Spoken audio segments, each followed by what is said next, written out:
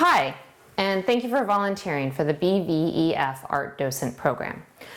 The goal of this program is to teach students art techniques as part of their art education. This lesson is called Faces in the Mirror.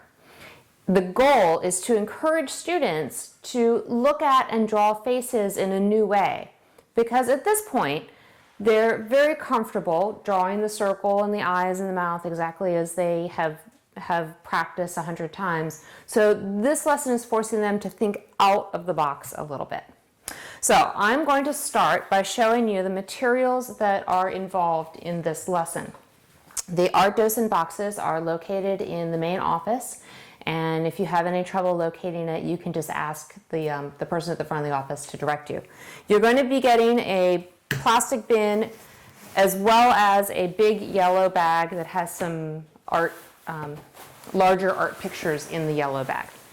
Okay, so in the box you will find paper towels, oil pastels, the instruction manual. This will have a copy of the instructions in it. There's no need for you to add yours that you may have taken notes on. One is enough. Sheets of black paper and baggies of white and black pastels. This is one of our more simple lessons. Our volunteer supply coordinator will be making sure that your box is stocked. So if there's any supplies that are exceedingly low, you can make a note there in the back office. For the most part, you're only going to have exactly what you need for your lesson, so don't be surprised if there's only 1 or 2 sheets of paper left at the end of your lesson. With this project, what we are most concerned about is the status of the pastels. So hopefully when you get your box, your pastels will look something like this. This is great. This is a brand new one. If they look like this, don't be alarmed. This still has plenty of pastels in it to complete the lesson. At this point, you need to be leaving a note for the Art Docent coordinator that the pastels need some help and need to be resupplied. Okay, so the lesson. You will start by talking about Picasso and giving the students a little bit of background. Pablo Picasso was famous for creating the painting style called Cubism. What you may not know is that he was classically trained. Here's a painting done by Picasso in 1923 of his wife Olga when he was 42. You can see the painting looks real, almost like a photograph. This painting is called Girl Before a Mirror. It was painted in the Cubist style when he was 51. In both paintings, you can see the subject is a female human, but the face in the Cubist painting takes on the features of a human face and distorts them. Here are some other paintings by Picasso from his Cubist period. When you show these images to the students, you can ask them questions like, does the face still have eyes, mouth, and nose? Which direction is the subject looking? What kinds of colors are used in the painting? And at this point, you're ready to begin your lesson and lead the students in creating their own piece of Cubist art. While you've been talking about the different Picasso paintings, you can have one of the other volunteers passing out the black pieces of paper, and at this point you want to start with only the white pastels. You can start by putting a piece of paper up on the board for your instructions. And you want to encourage the students to draw really lightly at first. So they don't want to be pressing really hard with the pastels at this point. To start with, have them draw a huge oval for the face. If they do a tiny face, their artwork is not going to have as much pizzazz to it. So starting with a huge oval.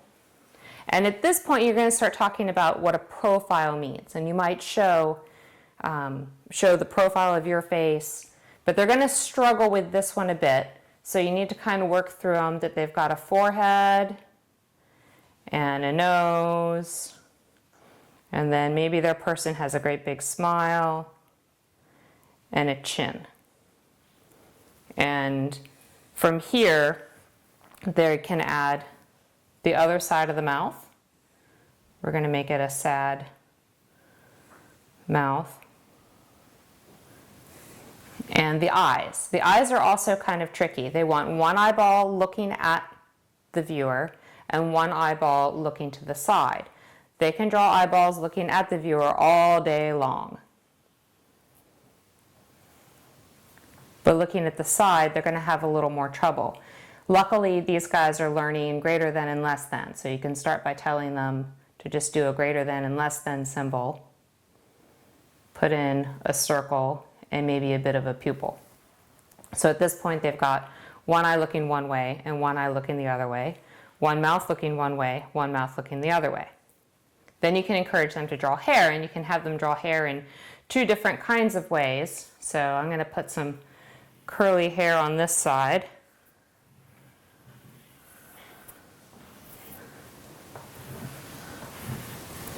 And then, let's see, I'm going to have some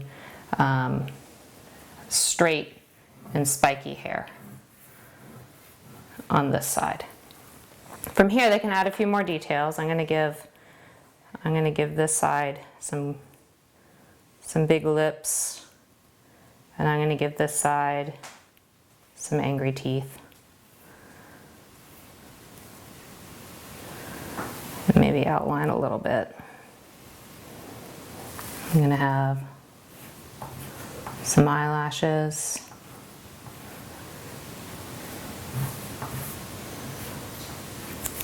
And add a little more something to the hair. Okay, so they've got their picture drawn in white.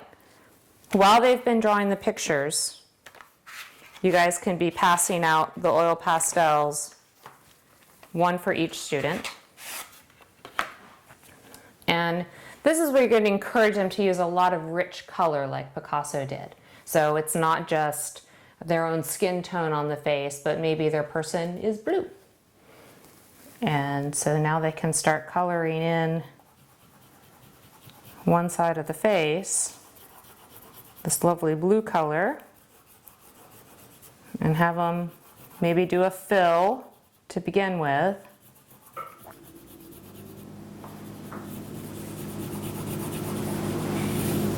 But tell them not to stop there. What they should do is make sure that it's got nice, dense color. Have them really spend the time and really fill it in.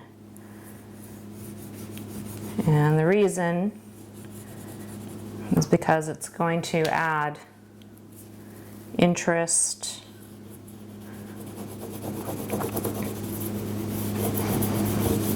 and to make the colors very vibrant.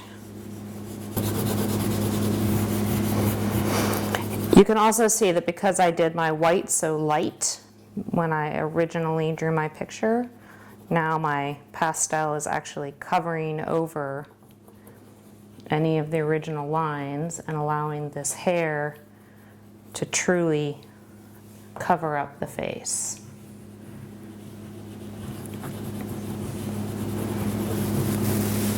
You may have kids ask for purple. Why isn't there any purple? And then they'll want to mix colors to make purple. And that's okay. They can try that all day long if they want to.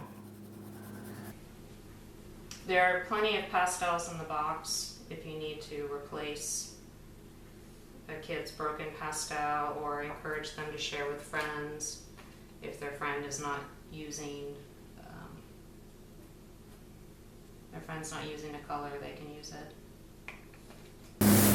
Okay, now what I'm going to do is I'm going to actually go back in, and you can show this to the kids as well, and I add a little extra color for contrast. So where I lost my swirls before, I'm actually going to build them in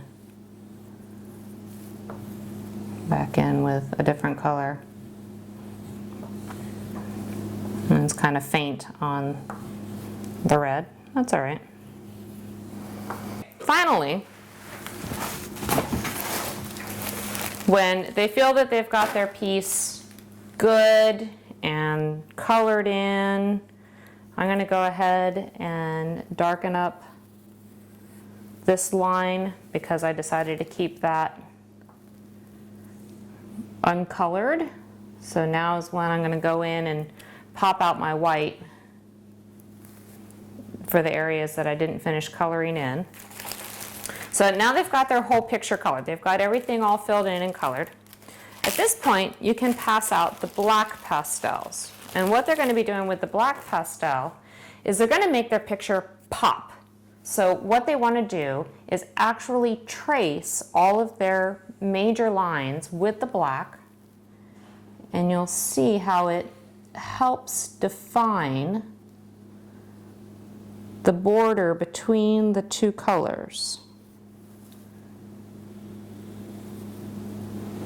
And you'd think that black on black wouldn't be so cool, but it really creates a pop in the picture. Make sure the kids sign at the bottom with their fancy signature, and collect the pictures, give them to the teacher for cleanup. Pastels are oil-based, so you want to make sure that children just use paper towels. The water won't do any good. They'll spend all day at the sink, so if they just take paper towels and rub the oily pastel off, that's really all they need to do.